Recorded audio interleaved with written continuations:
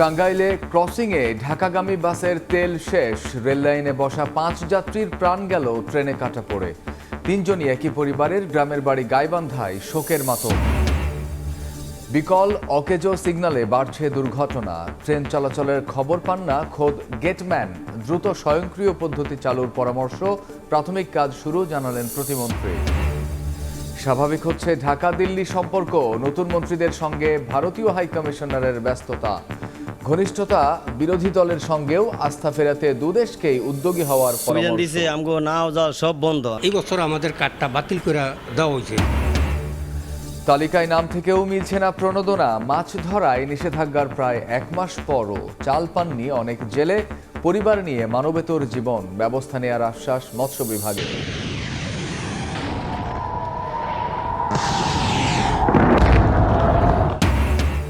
ইসরায়েলে ক্ষেপণাস্ত্রের ঢেউ, ইরানের পরমাণু বিদ্যুৎ কেন্দ্রে হামলা। চড়া মূল্য দিতে হবে শত্রুদের, হুঁশিয়ারি আরাকচির। কয়েক সপ্তাহের মধ্যে যুদ্ধ শেষের আশা রুবিও। সকালের সময় সঙ্গে আছি আমি কামরুজ্জামান মামুন। গাইবান্ধা থেকে ঢাকা যাওয়ার পথে জ্বালানি শেষে টাঙ্গাইলের কালিহাতীতে থেমে যায় যাত্রীবাহী বাস। তেল আনতে কাছাকাছি পাম্পে যান চালক ও সহকারী। এর মধ্যে পাশের রেললাইনে বসেছিলেন কয়েকজন যাত্রী। হঠাৎ আসা ট্রেনে কাটা পড়ে প্রাণ যায় নারী শিশু সহ 5 জনের। বাসের অন্য যাত্রীরা জানান, ঈদের ছুটি শেষে গার্মেন্টসের কাজে যোগ দিতে ফিরছিলেন তারা। গাইবান্ধা সাদুল্লাপুর থেকে ঢাকার উদ্দেশ্যে যাত্রা করা বনশ্রী পরিবহনের একটি বাস টাঙ্গাইলের কালিহাতীর ধলাটেঙ্গর এলাকায় পৌঁছলে জ্বালানি শেষ হয়ে যায়। এ সময় তেল সংগ্রহের জন্য কাছাকাছি পাম্পে চলে যান বাসটির চালক ও সহকারী। এর মধ্যে কয়েকজন যাত্রী বাস থেকে নেমে পাশের ঢাকা টাঙ্গাইল যমুনা সেতু মহাসড়ক সংলগ্ন রেল লাইনে বসেছিলেন। শুক্রবার সন্ধ্যা 7টার দিকে ঢাকা থেকে ছেড়ে যাওয়া সিরাজগঞ্জ এক্সপ্রেস ট্রেনে কাটা পড়ে প্রাণ যায় 5 যাত্রীর। তেল শেষ হওয়ার পরে আমাদের ড্রাইভার হেল্পার থেকে শুরু করে ড্রাইভার সহকারে তেল আনতে গেছে 2 জন আর কি। রেলটা আসার পরে অনেকই চিল্লাচিল্লি করছে, কিন্তু ওরা বুঝতে পারে নাই। যখন ট্রেনটা যায় তখন মনে হয় আগুনের মতো সিলিট করে উঠছে। ওঠার পরে যখন ট্রেন যাওয়ার পরে দেখি যে লাশ পড়ে আছে। আমার ছোট বোন ঈদের ছুটিতে বাড়িতে গেছিল, কালকে ওর অফিস, আজকে আসার পথে এই দুর্ঘটনা। নিহতদের মধ্যে 1 শিশু, 2 জন নারী ও 2 জন পুরুষ। এর মধ্যে একই পরিবারের 3 জন। বাসের অন্য যাত্রীরা জানান, ঈদের ছুটি শেষে ঢাকায় তৈরি পোশাক কারখানায় কাজে যোগ দিতে ঢাকায় ফিরছিলেন তারা। দুর্ঘটনার পরপরই উদ্ধার কার্যক্রম শুরু করে আইনশৃঙ্খলা বাহিনী। সিরাজগঞ্জ এক্সপ্রেস ট্রেনে যমুনার দিকে যাওয়ার সময় এখানে রান ওভার হয়ে 5 জন নিহত হয়েছে। পরে আমরা ঘটনাস্থলে আসছি, আসার পরে দেখছি আশপাশের লোকজনের জিজ্ঞেস করলাম, লাস্ট ফার্স্টে আমরা পাইছি ঘটনাস্থলে মৃত অবস্থায়। 5 জনের প্রাণহানির ঘটনায় গাইবান্ধা সাদুল্লাপুরে নেমে এসেছে শোকের ছায়া। সময় সংবাদ, টাঙ্গাইল। টাঙ্গাইলে ট্রেনে কাটা পড়ে নিহত 5 জনের বাড়ি গাইবান্ধার সাদুল্লাপুরের নিজ পাড়া গ্রামে। সেখান থেকে যুক্ত হচ্ছেন সহকর্মী হেদায়েতুল ইসলাম বাবু। সরাসরি যাচ্ছি তার কাছে। বাবু, টাঙ্গাইলের কালিহাতীতে সড়ক দুর্ঘটনায় যে 5 জন মারা গেছেন ট্রেনের কাটা পড়ে, তাদের মরদেহ এই মাত্র এলাকায় পৌঁছালো। আমরা এই মুহূর্তে আছি সাদুল্লাপুরের বোয়ালিদহ গ্রামে দোলা বেগমের বাড়িতে। দোলা বেগমের মরদেহ মাত্র নিয়ে আসা হলো এবং নিয়ে আসার পরে আমরা দেখছি যে এখানে দোলা বেগমের স্বজন এবং এলাকাবাসী তাদের যে আহাজারিতে এখানকার আকাশ বাতাস ভারী হয়ে উঠছে। বলে রাখি যে মূলত ঈদের ছুটি শেষে দোলা বেগম সহ বোয়ালিদহ গ্রামের দোলা বেগম সহ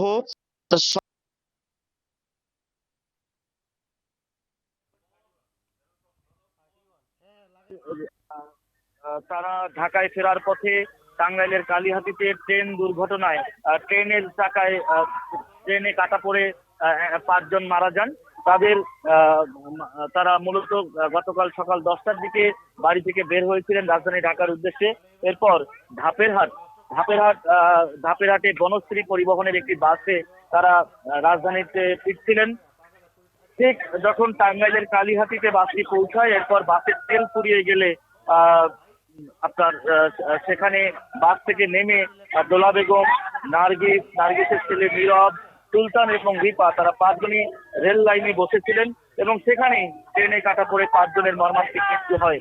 এই খবর আসলে এলাকায় পৌঁছার পর থেকেই শোকে স্তব্ধ হয়ে পড়ে পুরো দুটি গ্রাম আতুল্লাপুরের দাঁতেরহাট ইউনিয়নের নিজপাড়া এবং বোয়ালিদহ। এই মুহূর্তে আমরা দেখলাম যে বোয়ালিদহ দোলা বেগমের বাড়িতে স্বজনদের আহাজারি চলছে। তারা কোনোভাবেই মেনে নিতে পারছেন না যে গতকালও দোলা বেগম তরতাজা মানুষ বাড়ি থেকে বেরিয়ে গেছেন, তার যে মৃত্যু সেই মৃত্যু আসলে কোনোভাবেই এলাকাবাসী মেনে নিতে পারছেন না। কিছুক্ষণ আগেই এই 5 জনের মরদেহ এলাকায় পৌঁছেছে এবং তাদের দাফনের যে প্রস্তুতি সেই প্রস্তুতিও নেওয়া হচ্ছে। এই ছিল এখন পর্যন্ত আমার কাছে আতুল্লাপুরের বোয়ালিদহ গ্রাম থেকে টাঙ্গাইলের কালিহাতীতে যে ট্রেনে কাটা পড়ে 5 জনের মৃত্যু হয়েছে সেই ঘটনার সবশেষ খবর।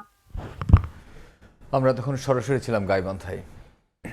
ব্রিটিশ আমলের সিগন্যাল পদ্ধতিতে এখনও চলে বাংলাদেশ রেলওয়ে। আধুনিকতার ছোঁয়া তো লাগেইনি, উল্টো বেশিরভাগই ম্যানুয়াল পদ্ধতিও বিকল। লেভেল ক্রসিংয়ের সিগন্যাল সিস্টেম কাজ না করায় ট্রেন চলাচলের খবরই পান না খোদ গেটম্যানরা। এতে বাড়ছে দুর্ঘটনা, হ্রাস পাচ্ছে গতি। সিগন্যাল ব্যবস্থার আধুনিকায়নের পরামর্শ দিচ্ছেন বিশেষজ্ঞরা। রেল প্রতিমন্ত্রী বলছেন, আধুনিকায়নের প্রাথমিক কাজ শুরু হয়েছে। লেভেল ক্রসিং নিয়ে নাজমুস সালেহীর 2 পর্বের প্রতিবেদন। রাজ্যে দেখুন প্রথম পর্ব, শেষ পর্ব। ট্রেন আসার শব্দেই গেটম্যানদের তাড়াহুড়ো, ব্যারিকেড নামিয়ে সড়ক ট্রাফিকের মতো পতাকা নিয়ে হাতের ইশারায় পথচারী নিয়ন্ত্রণে মরিয়া তারা। ঢাকা সিলেট মহাসড়কের মাঝে টঙ্গী নিমতলী লেভেল ক্রসিংয়ের নিয়মিত দৃশ্য এটি। শিল্পাঞ্চল হওয়ায় প্রতিদিন হাজারো যানবাহনের চলাচল এই ক্রসিংয়ে, অথচ এই ক্রসিংয়ের একটি ব্যারিকেড, সংকেত লাইট ও শব্দযন্ত্র দীর্ঘদিন ধরে বিকল। এটা তো কাজ করতেছে না, নষ্ট হয়ে রয়েছে। এটা না পড়লে তো গাড়ি আসলে অ্যাক্সিডেন্টের ঝুঁকি থাকে। ট্রেন আসলে বাজে না, সম্ভবত নষ্ট।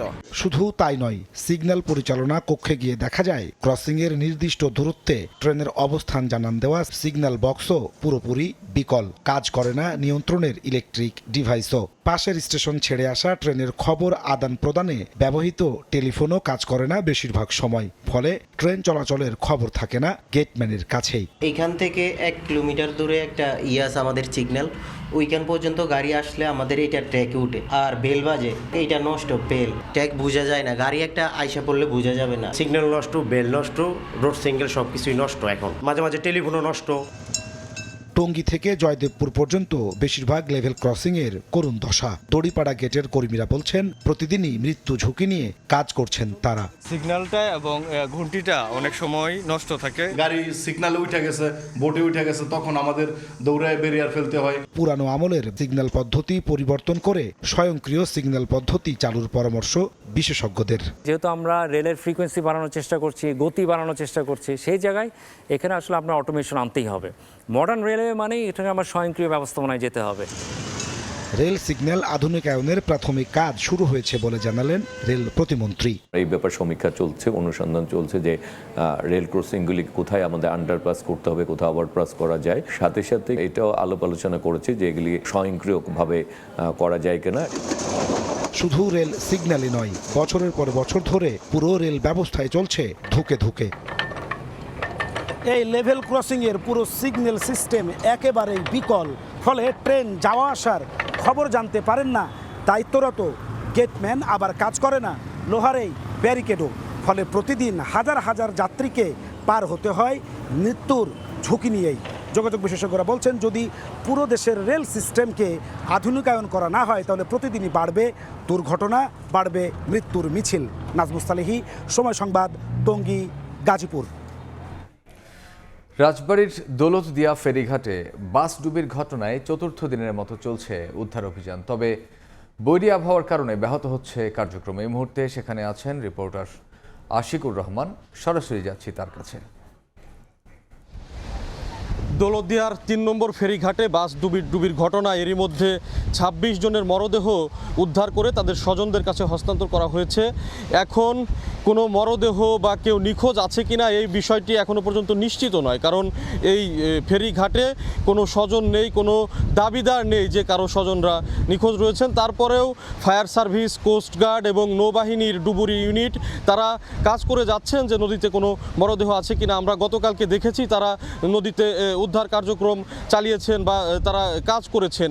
আজকে সকাল 8টা থেকে তাদের এই উদ্ধার কার্যক্রম পরিচালনা করার কথা ছিল। আমরা দেখেছি সকাল 7টার দিকেই কর্মকর্তারা ডুবুরি দলের ইউনিট এখানে চলে এসেছে। তবে নদীতে আজকে প্রবল স্রোত এবং প্রচণ্ড বাতাস, যে কারণে উদ্ধার কার্যক্রম একেবারে ব্যাহত হচ্ছে। আমি দেখেছি যে কর্মকর্তারা অপেক্ষা করছেন এই বাতাস কমে গেলে তারা উদ্ধার কার্যক্রম শুরু করবেন। আর একটি বিষয়, এখানে আমরা দেখতে পাচ্ছি যে BIWTCর টাগ বোট আনা হয়েছে এবং রেকার আনা হয়েছে কিছু সময়ের মধ্যেই, অর্থাৎ এই বাতাস কমে গেলেই এই টাগ বোট দিয়ে এই যে পন্টুন, এই পন্টুন এখান থেকে সরিয়ে নেওয়া হবে এবং পন্টুন সরিয়ে নেওয়ার পর এই পন্টুনের নিচে কি কোনো মরদেহ আছে কিনা সেই বিষয়টি এখানে খুঁজে দেখা হবে যে পন্টুনের নিচে কোনো মরদেহ আছে কিনা। তো এখন আমরা যেটি দেখছি যে এই কর্মকর্তারা অপেক্ষা করছে, ডুবুরি ইউনিটের সদস্যরা এখানে অপেক্ষা করছে এই ঝোড়ো বাতাস এবং এই যে নদীর যে প্রবল স্রোত, এই স্রোতটা কমার অপেক্ষায় করা হচ্ছে এবং এটি কমে গেলেই মূলত এই টাগ বোট দিয়ে এই এখানকার যে পন্টুনটি, এই পন্টুনটি এখান থেকে সরিয়ে এখানে উদ্ধার অভিযান পরিচালনা করা হবে। এই যে 26 জনের মরদেহ উদ্ধার করা হয়েছে তাদের মধ্যে রাজবাড়ী জেলার 18 জন, কুষ্টিয়া জেলার 4 জন, ঝিনাইদহ জেলার 1 জন, দিনাজপুর জেলার 1 জন, গোপালগঞ্জের 1 জন, সাভারের আশুলিয়ার 1 জন বাসিন্দা রয়েছেন। এই ঘটনায় এখনো পর্যন্ত 2টি তদন্ত কমিটি গঠন করা হয়েছে, একটি নৌ পরিবহন মন্ত্রণালয় থেকে আর একটি রাজবাড়ী জেলা প্রশাসনের পক্ষ থেকে। তো এই ছিল আমার কাছে এই ঘটনার সবশেষ খবর। এতক্ষণ সরাসরি ছিলাম রাজবাড়ির দৌলতদিয়া ঘাটে, সেখান থেকে সবশেষ খবর জানছিলাম। ঈদের দীর্ঘ ছুটি শেষে রাজধানীতে ফিরছেন কর্মব্যস্ত মানুষ। সদরঘাট লঞ্চ টার্মিনালে ছিল যাত্রীদের উপচে পড়া ভিড়।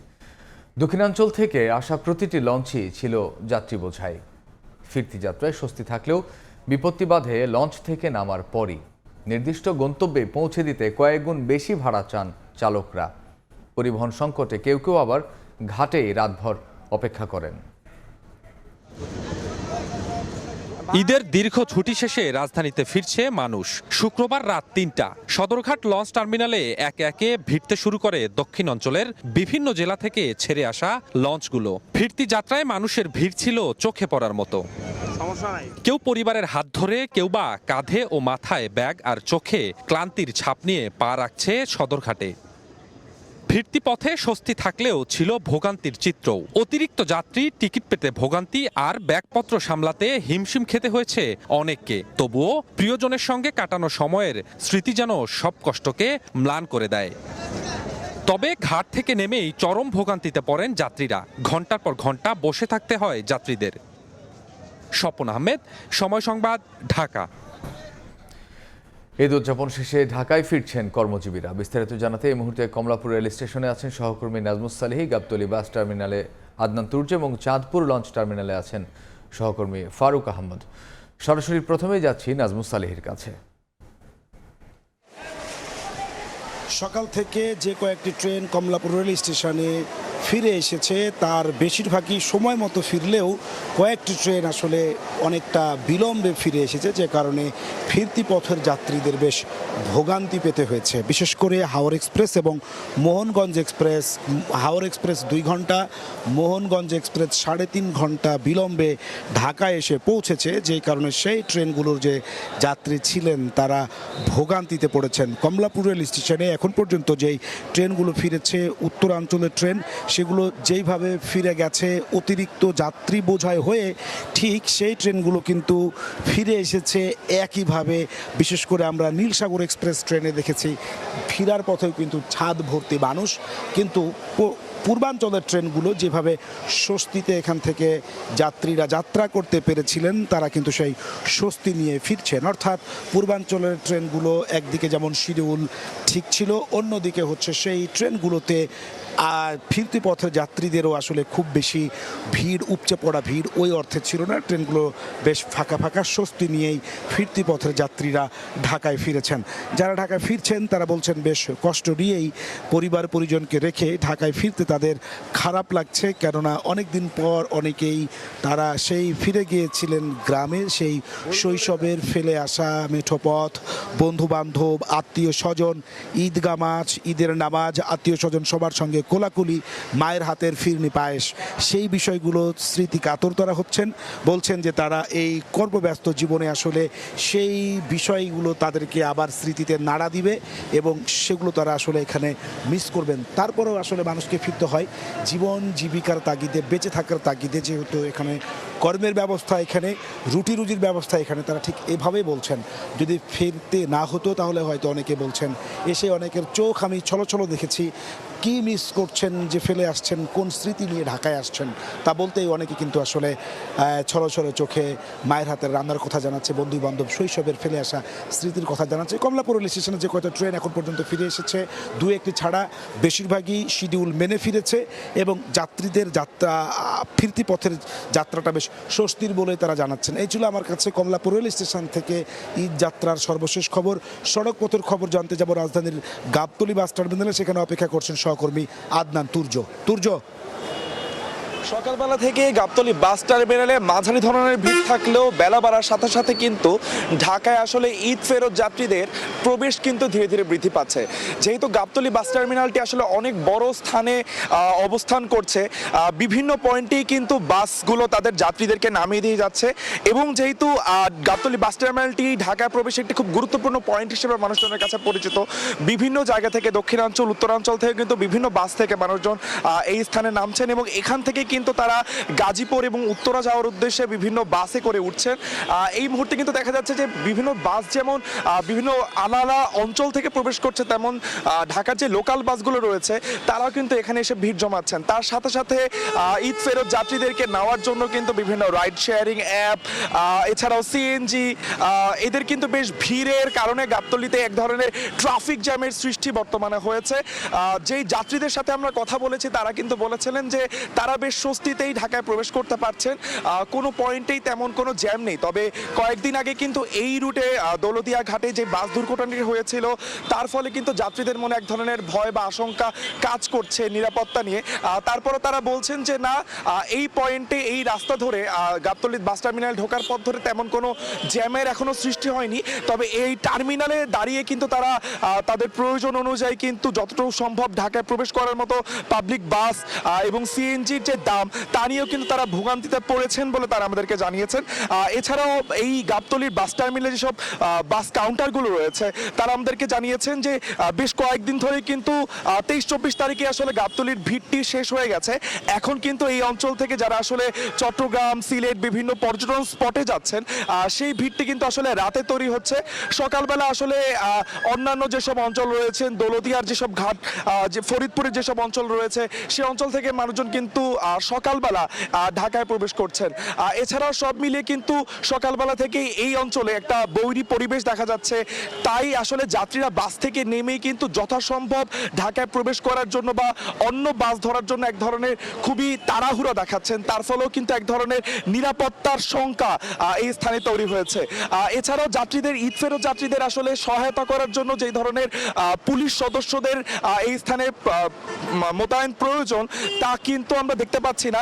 বেশ কয়েকটি গুরুত্বপূর্ণ পয়েন্টে, ট্রাফিক পয়েন্টে কিন্তু আমরা ট্রাফিক পুলিশদের দেখতে পেয়েছি, কিন্তু যত সম্ভব যেই অন্যান্য মানুষজন প্রয়োজন তা কিন্তু আমরা দেখতে পাচ্ছি না। তার ফলে কিন্তু এক ধরনের ছোটখাটো ট্রাফিক জ্যাম কিন্তু এই টার্মিনালে তৈরি হয়েছে। বেলা বাড়ার সাথে সাথে এই ধরনের সমস্যা কিন্তু আরো বৃদ্ধি পেতে পারে। এই মুহূর্তে চাঁদপুর লঞ্চ ঘাটে রয়েছেন আমাদের সহকর্মী ফারুক আহমেদ, সরাসরি চলে যাচ্ছি তার কাছে। এবারে ঈদের সবচেয়ে লম্বা ছুটি পেয়েছেন মানুষজন, যে কারণে দীর্ঘদিন তারা বলা যেতে প্রায় 10 দিন গ্রামের বাড়িতে অবস্থান করেছেন। আর সেই গ্রামের বাড়ি ছেড়ে কিন্তু এখন কর্মের প্রয়োজনে কর্মস্থলে ফিরে যাচ্ছেন। তা আমি এই মুহূর্তে আছি চাঁদপুর লঞ্চ টার্মিনালে। ইগন 3 নামে একটি যাত্রীবাহী লঞ্চে, এটি সকাল 9টায় ছেড়ে যাওয়ার কথা রয়েছে রাজধানী ঢাকা সদরঘাটের উদ্দেশ্যে। যাত্রীরা এবারে অনেকটা স্বস্তির মধ্যে আছেন, কারণ একদিকে লঞ্চে আরামদায়ক ভ্রমণ হওয়াতে, অর্থাৎ এবারে যে পরিবেশটি পেয়েছেন, এবং অন্যদিকে ভাড়া সাশ্রয়ী হওয়াতে, অর্থাৎ বাড়তি কোনো ভাড়া না নেওয়ায় যাত্রীদের মধ্যে যেমনটি স্বস্তি আছে, সেই স্বস্তি নিয়ে যেমনটি তারা কর্মস্থল ছেড়ে গ্রামের বাড়িতে ফিরেছিলেন, আবার ঠিক একই অনুভূতি নিয়ে তারা আবার কর্মস্থলেও ফিরে যাচ্ছেন। তবে এর মধ্যে তারা কিন্তু মিশ্র প্রতিক্রিয়াও জানিয়েছেন। তারা যাত্রীবাহী লঞ্চগুলোতে যেমনটা স্বাচ্ছন্দ্যে যাতায়াত করতে পেরেছেন, তবে সড়ক পথে অর্থাৎ নিজ বাড়ি থেকে যখন লঞ্চ টার্মিনাল পর্যন্ত তারা যাতায়াত করেছেন, সেখানে কিন্তু তাদের কিন্তু বাড়তি ভাড়া গুনতে হয়েছে ছোট ছোট যানবাহনগুলোতে। এই নিয়ে তাদের মধ্যে এক ধরনের কষ্ট ছিল।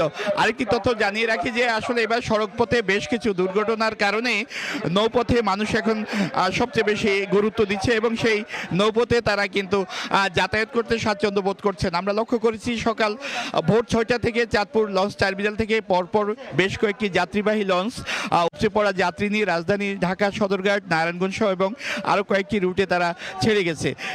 সেই লঞ্চগুলোতে আমরা যে যাত্রীরা ছিল তাদের সঙ্গে কথা বলেছি। তারা বলেছেন যে তারা এখনো পর্যন্ত অনেকটা স্বস্তি নিয়ে কিন্তু তারা লঞ্চগুলোতে অবস্থান করেছেন এবং তারা যতক্ষণ পর্যন্ত না কর্মস্থলে ফিরে যাবেন ততক্ষণের পর্যন্ত তাদের মধ্যে এক ধরনের আতঙ্ক বিরাজ করছে। কারণ এখন যে আবহাওয়াটা বিরাজ করে কালবৈশাখীর ঝড়, সেই ঝড়ের কারণে কিন্তু যাত্রীবাহী লঞ্চগুলোতে এক ধরনের আতঙ্ক বিরাজ করে। আর থেকে রাজধানী ঢাকার পথে যে যাত্রীবাহী লঞ্চগুলো যাতায়াত করে থাকে সেগুলো বড় আকারে, সঙ্গত কারণ সেখানে কিন্তু জীবন রক্ষাকারী বেশ কিছু বয়া থাকে এবং যারা লঞ্চের মাস্টার আছেন তারা বলেছেন যে তারা অনেকটা সতর্কতার সঙ্গে এই লঞ্চগুলো তারা চালিয়ে থাকে। যখন কোনো ঝড় দেখেন বা দুর্যোগপূর্ণ আবহাওয়া দেখেন তখন পাশের চরগুলোতে তারা সেই লঞ্চগুলোকে নোঙর করার চেষ্টা করেন। এতে যাত্রীদের মধ্যে যেমনটা স্বস্তি ফিরে পায়, একই সঙ্গে কিন্তু তারা যাত্রীদের জীবন রক্ষার জন্য একটা কার্যকর ব্যবস্থা নেওয়ার তারা প্রান্তকর চেষ্টা করে। তো এই ছিল আমার কাছে চাঁদপুর লঞ্চ টার্মিনাল থেকে ঈদের সবশেষ ছুটি কাটিয়ে কর্মস্থলে ফেরা যাত্রীদের নিয়ে সবশেষ। চাঁদপুর, তার আগে গাবতলী এবং কমলাপুর থেকে সহকর্মীরা জানাচ্ছিলেন ঢাকামুখী মানুষের খবর। ছুটির দিনও রাজধানী সহ দেশের বিভিন্ন জেলার ফিলিং স্টেশনে জ্বালানি তেলের জন্য সীমাহীন অপেক্ষা।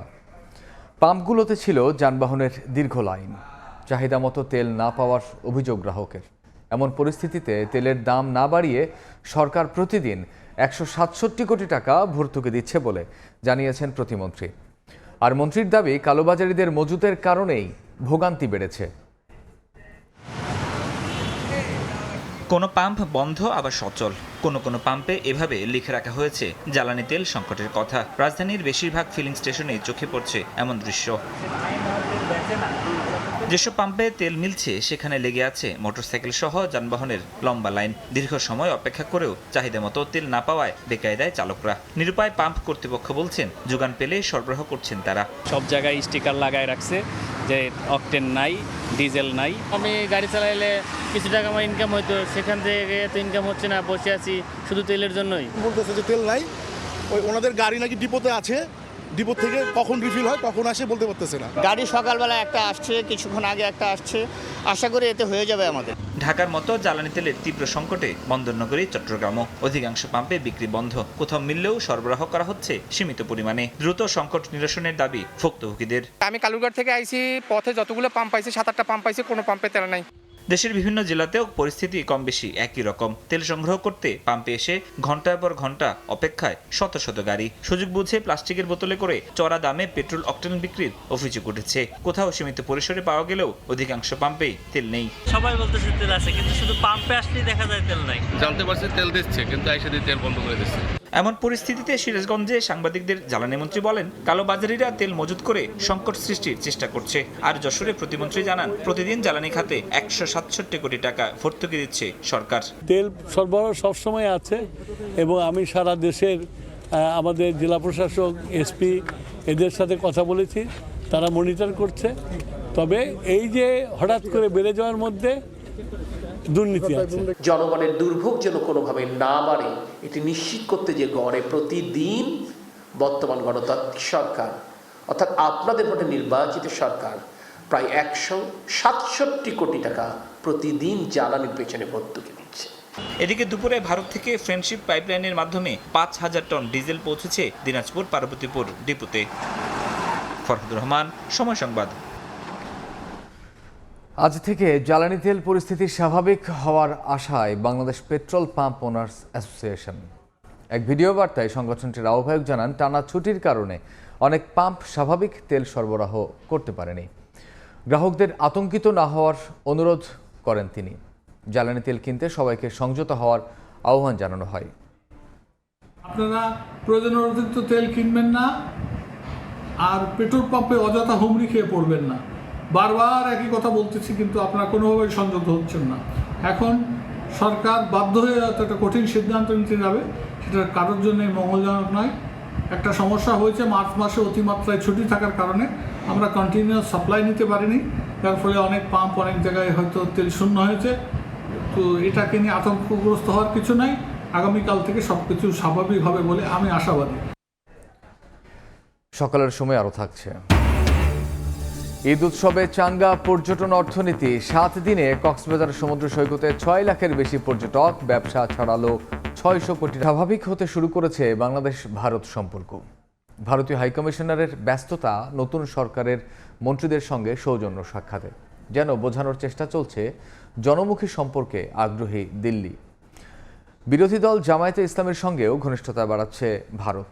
বিশ্লেষকরা মনে করেন, দুই দেশের সম্পর্ক ঐতিহাসিক ও সাংস্কৃতিক বাস্তবতায় মোড়ানো। আস্থা ফেরাতে দুদেশকেই উদ্যোগী হওয়ার পরামর্শ তাদের।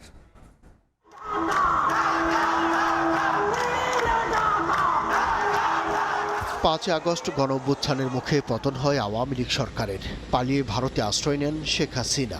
অভ্যুত্থান পরবর্তী ঘটনা প্রবাহে প্রতিবেশী ভারতের সঙ্গে বাংলাদেশের সম্পর্ক ঠেকে তলানিতে গিয়ে দিল্লিতে দূতাবাসে হামলা সহ নিষেধাজ্ঞা আসে ব্যবসা বাণিজ্যে এবং ভিসায়। তবে ভারত সবসময় বলে আসছিল, নির্বাচনের পর সবকিছু নতুন করে শুরু করবে তারা। সেই তৎপরতাও দৃশ্যমান।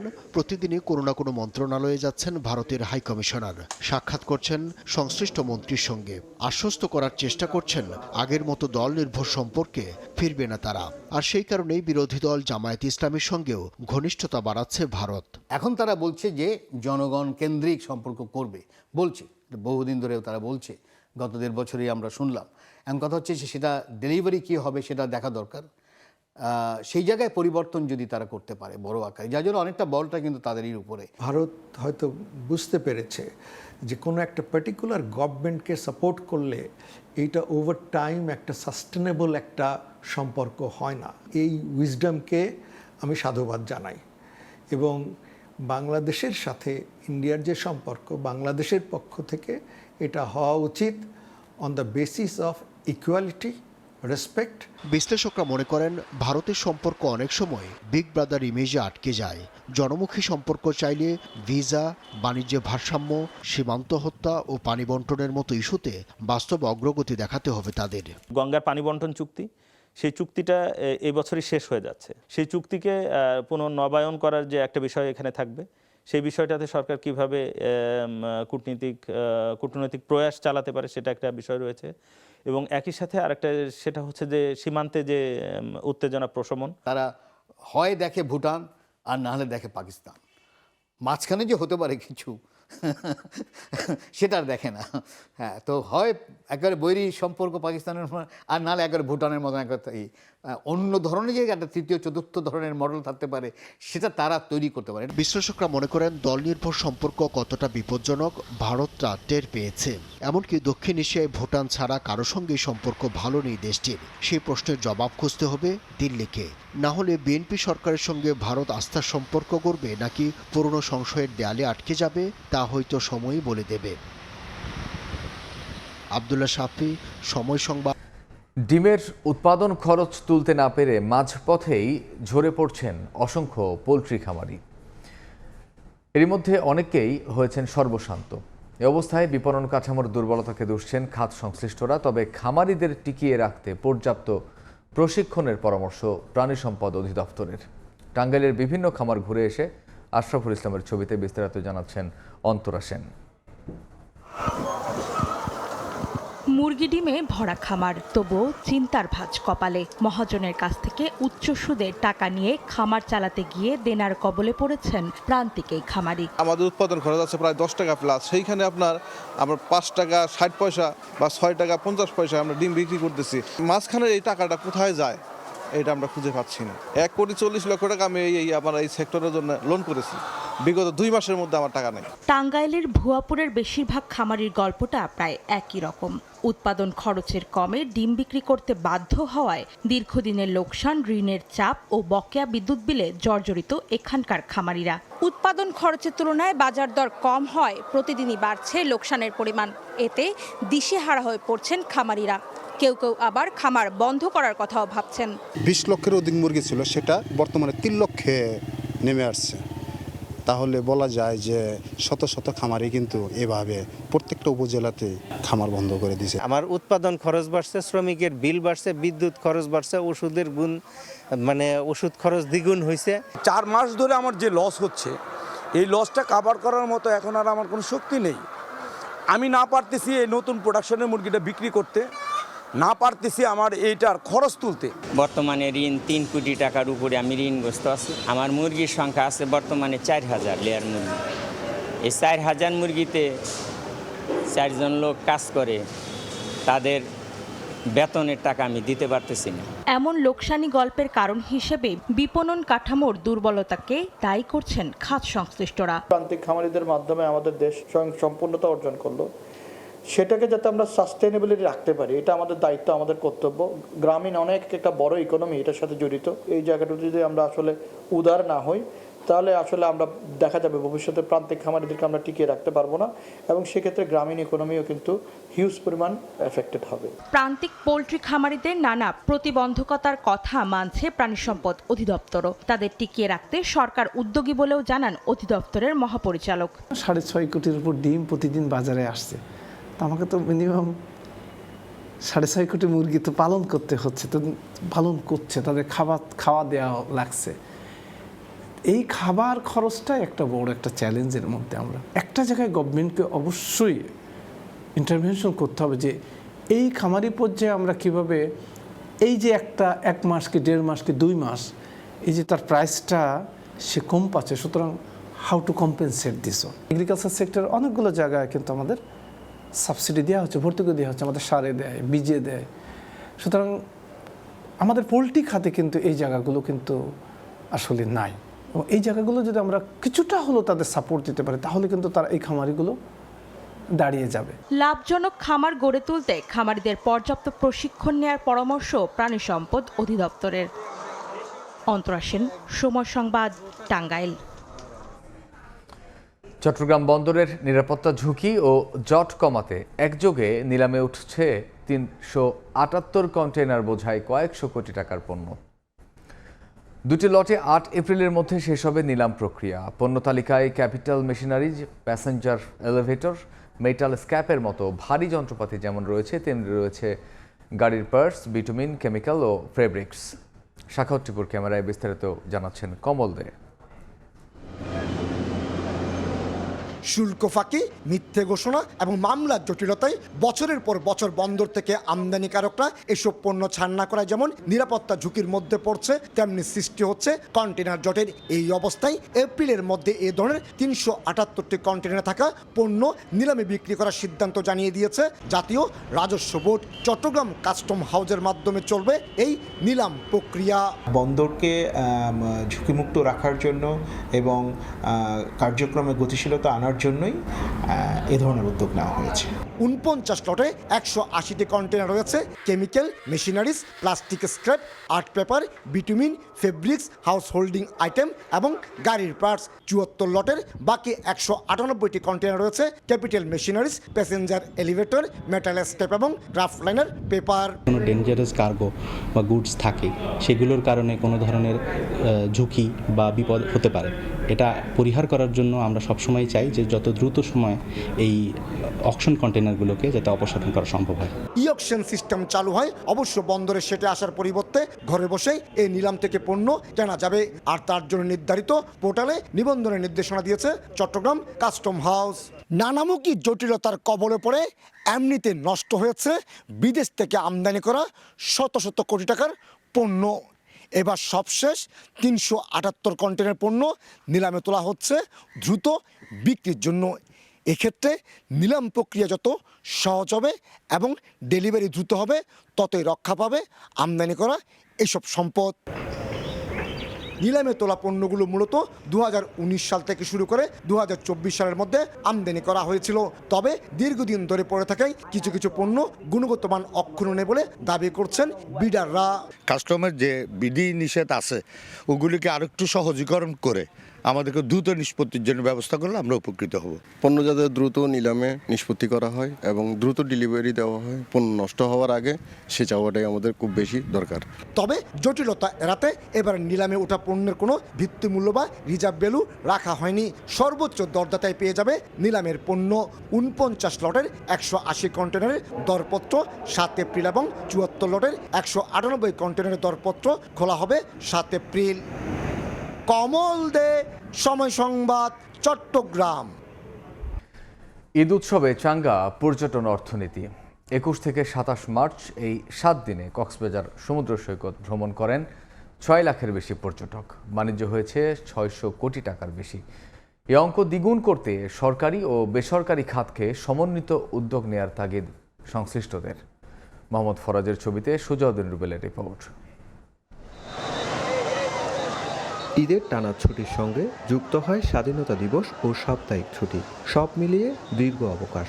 আর এই সুযোগে দেশের বিভিন্ন প্রান্ত থেকে আসা পর্যটকদের ঢল নামে সমুদ্র সৈকতে। কক্সবাজারের লাবণী, সুগন্ধা ও কলাতলি পয়েন্ট সহ পুরো সৈকত জুড়ে ছিল উপচে পড়া ভিড়। সাগর তীরে যেন তিল ধারণে ঠাঁই নেই। সব বয়সী পর্যটকদের উপস্থিতিতে মুখরিত হয়ে উঠেছে পুরো এলাকা। কেউ সমুদ্র স্নান করছেন, কেউ বালুচরে বসে উপভোগ করছেন সূর্যাস্তের মনোমুগ্ধকর দৃশ্য। বিপুল সংখ্যক পর্যটকের আগমনে ব্যস্ত সময় পার করছেন সৈকত পাড়ে ফটোগ্রাফার, বিচ বাইক ও জেট স্কি চালক, ঘোড়াওয়ালা এবং কিটকট ব্যবসায়ীরা। একই সঙ্গে জমজমাট ছিল শুটকি আচার, পার্ল হাউস ও বার্মিজ মার্কেটগুলো। প্রত্যাশিত ব্যবসায় সন্তোষ প্রকাশ করেছেন সংশ্লিষ্ট ব্যবসায়ীরা। 1 মাস পরে আবার আগের মতো আপনার রূপটা ফিরে আসলো। এখন আমাদের পর্যটক রাখলে অনেক খুশি লাগলো। রোজার সময় ছিল না, এখন ভালো ইনকাম হইতেছে। 20 থেকে 25 লাখ টাকার কালেকশনের শুটকি করেছে এবং ভালোই বেচা কেনা হচ্ছে। 50,000 টাকা, 60,000 টাকা এভাবে করে ভালো বিজনেস হয়েছে। এখনো ব্যবসাটা চলমান। টানা ছুটিতে সাগর পাড়ের 5 শতাধিক হোটেল, মোটেল ও রিসোর্টের কক্ষ ছিল শতভাগ বুকিং। রেস্তোরাঁগুলোতেও ছিল চোখে পড়ার মতো ভিড়। সব মিলিয়ে পর্যটন খাত ছিল বেশ চাঙ্গা। পুরোপুরি আমরা হয়তো পাইনি, কিন্তু এরপরেও আমরা ভালোই একটা রেসপন্স পেয়েছি। আগামী 1 বৈশাখ পর্যন্ত কন্টিনিউ থাকবে আর কি। চেম্বার অব কমার্সের তথ্য মতে গত 7 দিনে 6 লাখের বেশি পর্যটক কক্সবাজার ভ্রমণ করেছেন। এতে পর্যটন সংশ্লিষ্ট সব খাতে 600 কোটি টাকারও বেশি ব্যবসা হয়েছে। সংশ্লিষ্টরা বলছেন, সরকারি ও বেসরকারি খাতে সমন্বিত উদ্যোগ গ্রহণ করা গেলে ভবিষ্যতে এই খাতে প্রায় 1200 কোটি টাকার ব্যবসার সম্ভাবনা রয়েছে। এই টার্নওভার এই মুহূর্তে আপনার 600 কোটি টাকার বেশি হবে বলে আমরা ধারণা করছি। আমাদের আবাসন খাত থেকে শুরু করে আমাদের পরিবহন খাত এবং আপনার সেক্টর অনুযায়ী যেসব মাল্টি স্টেক হোল্ডার এখানে আছেন, সবার জন্য বেশ ইতিবাচক ব্যবসা হয়েছে বলে ধারণা করছি। এদিকে সিসেফ লাইফগার্ড সংস্থার তথ্য মতে গত 6 দিনে সমুদ্র স্নানে প্রায় 7.5 লাখ মানুষকে লাইফগার্ড সেবার আওতায় আনা হয়েছে। সুজাউদ্দিন রুবেল, সময় সংবাদ, কক্সবাজার। সকালের সময় আরও থাকছে। অনূর্ধ্ব 20 সাফ চ্যাম্পিয়নশিপে এবার ভারত চ্যালেঞ্জের সামনে বাংলাদেশ। গেল আসরের প্রতিশোধ নিতে মরিয়া লাল সবুজ গ্রুপ চ্যাম্পিয়ন। সরকারি তালিকায় নাম থেকেও মিলছে না প্রণোদনা। মাছ ধরায় নিষেধাজ্ঞার প্রায় 1 মাস পরও চাল পাননি চাঁদপুরের অনেক জেলে। বিষয়টি স্বীকার করে ব্যবস্থা নেওয়ার কথা জানিয়েছে মৎস্য বিভাগ। চাঁদপুর থেকে ফারুক আহমদের রিপোর্ট, ক্যামেরায় ছিলেন নাইমুল ইসলাম নীরব।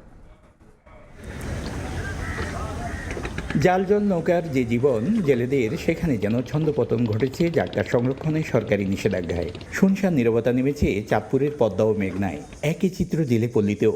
এর মধ্যেই পার হতে চলেছে 2 মাসের নিষেধাজ্ঞার অর্ধেক সময়। তবে এখনও সরকারি প্রণোদনার চাল পাননি চাঁদপুর সদরের মেঘনাপাড়ের দক্ষিণ গোবিন্দিয়ার অনেক জেলে পরিবার। সংসার খরচ মেটাতে যা চাপে ফেলেছে তাদের। অভিযান দিছে, আমগো নাও জাল সব বন্ধ। আমগো তো মনে না অনেক কিস্তি মিস্তি আছে, ফ্যামিলি আমগো খুব চলতে কষ্ট হয়ে যায়। চাল পাইছি, 2 নাম একসাথে দিয়েছে, পাইছি, আরো 2 নাম বলছে দিবে। আমরা বিগত দিন মাল পাইছি, এই বছর আমাদের কার্ডটা বাতিল করে দেওয়া হয়েছে। প্রণোদনা বঞ্চিত আর দুর্ভোগে পড়া জেলেদের নিয়ে পরিকল্পনার কথা জানান মৎস্য বিভাগের কর্মকর্তা। পরিমাণ বরাদ্দ পেয়েছি, ওই পরিমাণ ডিস্ট্রিবিউট করতেছি। তো ভবিষ্যতে আমাদের যখন মা ইলিশ আসবে তখন আমরা দেখি ইলিশ অধ্যুষিত 100% আমাদের প্রস্তাবনা থাকবে। 40 কেজি চাল, এটা আস্তে আস্তে আমরা আশা করতেছি পুরা ইলিশ অদস্য ইলিশ জেলেরা 100% পাবে। অসাধু ব্যবসায়ীকে বা অসাধু জেলে যদি আমাদের এই জাটকা আহরণ থেকে বন্ধ করতে পারে, আশা করি ইফেক্টিভ ওয়েতে আমরা কিন্তু একটা ইলিশের সাস্টেনেবল আমরা একটা কিন্তু প্রোডাকশন লাগবে। কারণ আমাদের কিন্তু ক্লাইমেটিক ফ্যাক্টর কিন্তু আমাদের দিন দিন কিন্তু আমাদের উপর প্রভাবিত হচ্ছে। চাঁদপুরের পদ্মা ও মেঘনায় ইলিশ সহ অন্যান্য মাছ শিকার করে জীবিকা নির্বাহ করেন এমন জেলের সংখ্যা 50,000। তার মধ্যে এবারে নিষেধাজ্ঞায় 40 কেজি হারে খাদ্য প্রণোদনা চাল পাচ্ছেন 39,400 জেলে। ফারুক আহমদ, সময় সংবাদ। বেহাল কুমিল্লা শহরের শাসনগাছা আলেখার বিশ্ব রোড সড়ক, চরম ভোগান্তিতে যাতায়াতকারীরা।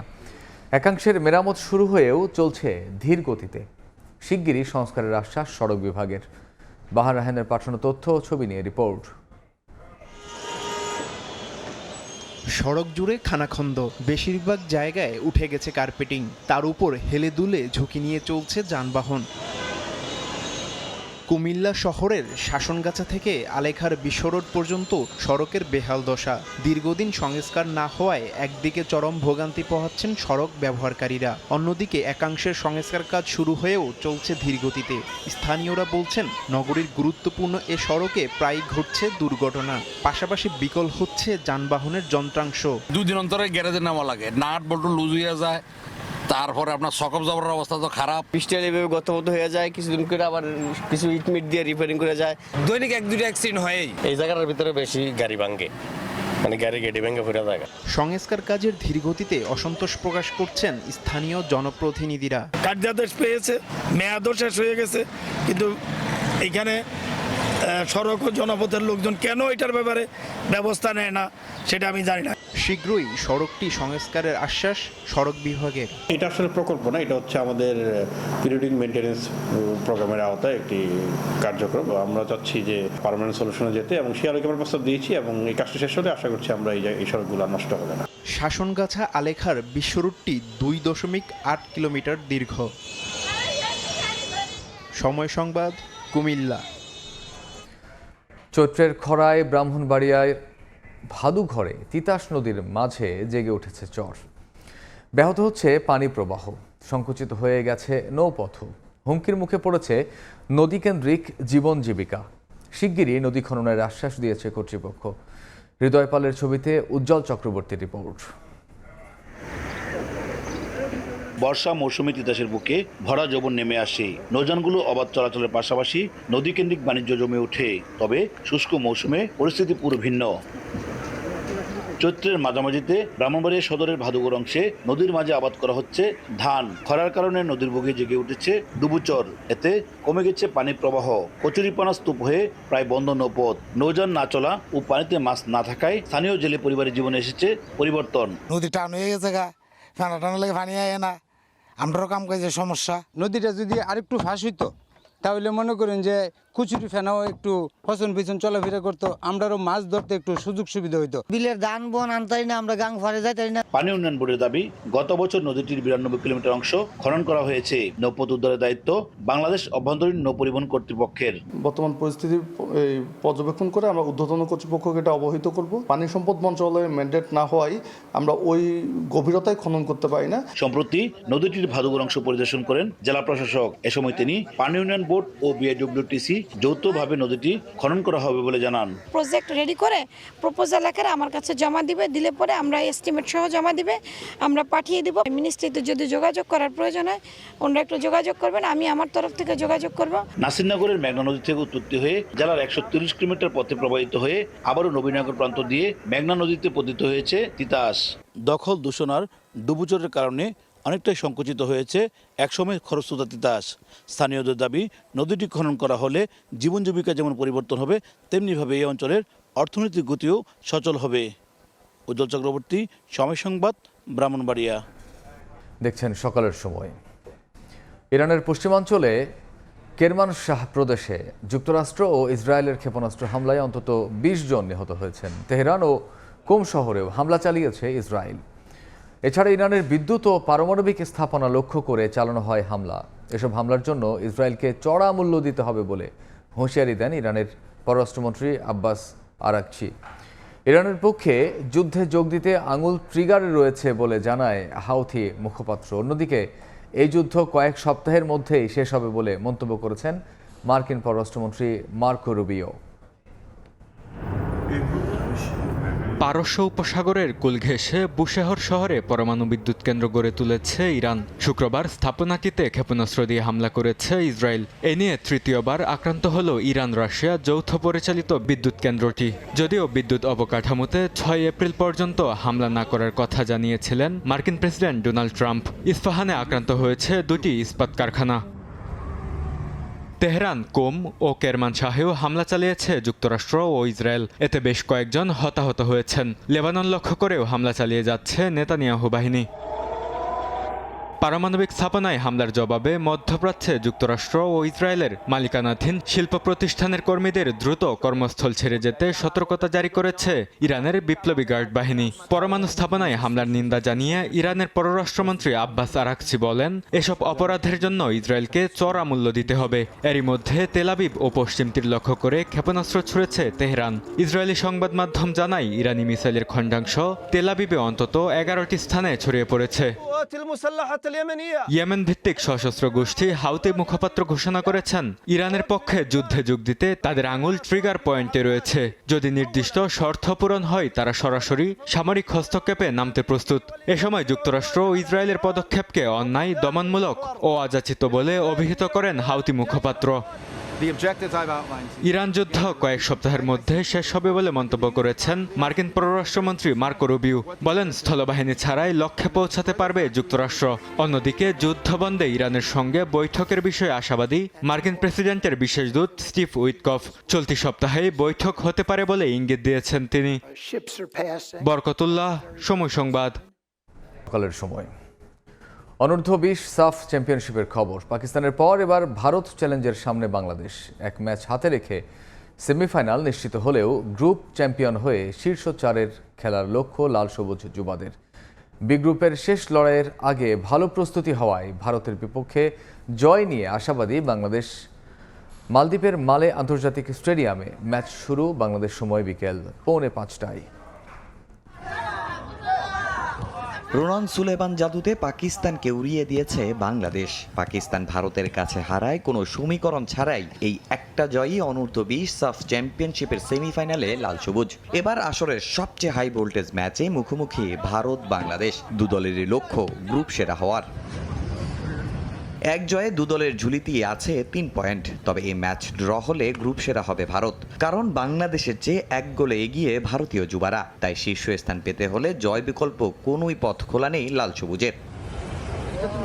ম্যাচের আগে আত্মবিশ্বাসের তুঙ্গে মার্ক কক্সের দল। প্রথম ম্যাচে রোনান সুলেমানের পারফরমেন্সে শিরোপা জয়ের স্বপ্ন এখন আরও বড়। তার ভাই ডেকলান সুলেমানও অপেক্ষায় অভিষেকের। কঠিন এই ম্যাচই রক্ষণভাগে ডেকলানের ওপর ভরসা রাখতে পারে টিম ম্যানেজমেন্ট। পাকিস্তানকে 3-0 গোলে হারানোর পর ভারতও আছে দুর্দান্ত ছন্দে। সবশেষ অনূর্ধ্ব-19 সাফ চ্যাম্পিয়নশিপে বাংলাদেশকে হারিয়েই চ্যাম্পিয়ন তকমা গায়ে জড়িয়েছিল টিম ইন্ডিয়া। এবার সেই প্রতিশোধ নেয়ার সুযোগ লাল সবুজের সামনে। শিরোপা জয়ে আত্মবিশ্বাস আরও বাড়াতে এই ম্যাচেই ভারতকে হারাতে বদ্ধপরিকর যুবারা। 4 দিনের বিরুদ্ধে প্রস্তুতিও হয়েছে দারুণ। 4 দিন সময় পাইছি আমাদের আগামীকাল ইন্ডিয়ার সাথে ম্যাচ। তো আমরা আমাদের যে দুর্বলতা, যে আমাদের যে ভালো দিকগুলো ছিল ওইগুলো সবকিছু আমরা মাঠে অ্যানালাইসিস করছি। আমরা আমাদের উইকনেস নিয়ে মাঠে কাজ করছি। যে আমরা ইন্ডিয়ার ম্যাচ দেখছি গতদিন, পাকিস্তান আর ইন্ডিয়ার ম্যাচ। আমরা ওখান থেকে আরো কিছু শিখছি যে আমরা কিভাবে আমাদের দুর্বলতাগুলোকে কাজে লাগাই আরো ভালো করে আমরা ইন্ডিয়ার সাথে ভালো কিছু করতে পারি। আমাদের প্রিপারেশন অনেক ভালো। ফ্যানদের বিষয়ে বলবো, মানে সবাই মাঠে এসে আমাদের উৎসাহ দেন যেন আমরা আরো ভালো খেলতে পারি। 2024 সালে একমাত্র অনূর্ধ্ব-20 সাফ চ্যাম্পিয়নশিপের শিরোপা জিতেছিল বাংলাদেশ। তামিম হোসেন, সময় সংবাদ। এ পর্যায়ে শীর্ষ সংবাদগুলো জানিয়ে দিচ্ছি আরেকবার। টাঙ্গাইলে ক্রসিংয়ে ঢাকাগামী বাসের তেল শেষ। রেল লাইনে বসা 5 যাত্রীর প্রাণ গেল ট্রেনে কাটা পড়ে। তিনজনই একই পরিবারের, গ্রামের বাড়ি গাইবান্ধায় শোকের মাতম। বিকল অকেজো সিগন্যালে বাড়ছে দুর্ঘটনা, ট্রেন চলাচলের খবর পান না খোদ গেটম্যান, দ্রুত স্বয়ংক্রিয় পদ্ধতি চালুর পরামর্শ, প্রাথমিক কাজ শুরু জানালেন প্রতিমন্ত্রী। এবং স্বাভাবিক হচ্ছে ঢাকা দিল্লি সম্পর্ক, নতুন মন্ত্রীদের সঙ্গে ভারতীয় হাইকমিশনারের ব্যস্ততা, ঘনিষ্ঠতা বিরোধী দলের সঙ্গেও আস্থা ফেরাতে দুদেশকেই উদ্যোগী হওয়ার পরামর্শ।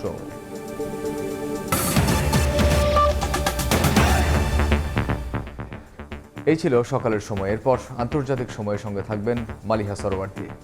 মামুন, আপনাকে ধন্যবাদ। আন্তর্জাতিক সময় নিয়ে আসছি কিছুক্ষণ পর, সঙ্গে থাকুন সময়ের।